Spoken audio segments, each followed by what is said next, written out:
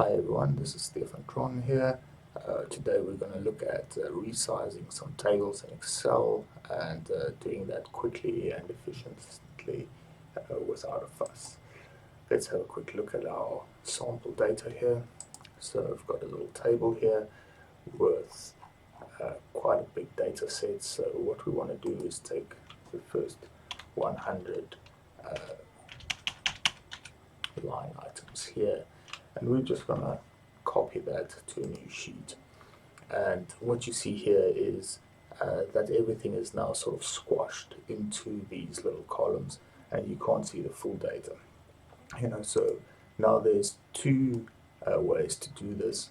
You can resize it manually, which takes quite a bit of time. It doesn't account for longer data down. As you can see here, data still being cut off. So we want a quick solution to do this on the fly. And our quick tip for today is clicking here at the top left of your Excel and then double clicking on any of these lines between the columns. As you can see, it now neatly sorts that for you, and all of the data is clearly visible. This trick also works with your rows, so I'm just resizing those rows, and I'm going to try and do the same thing.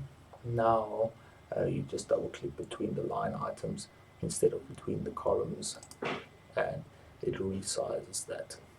That's your Excel tip for today. Have a great one. See you later.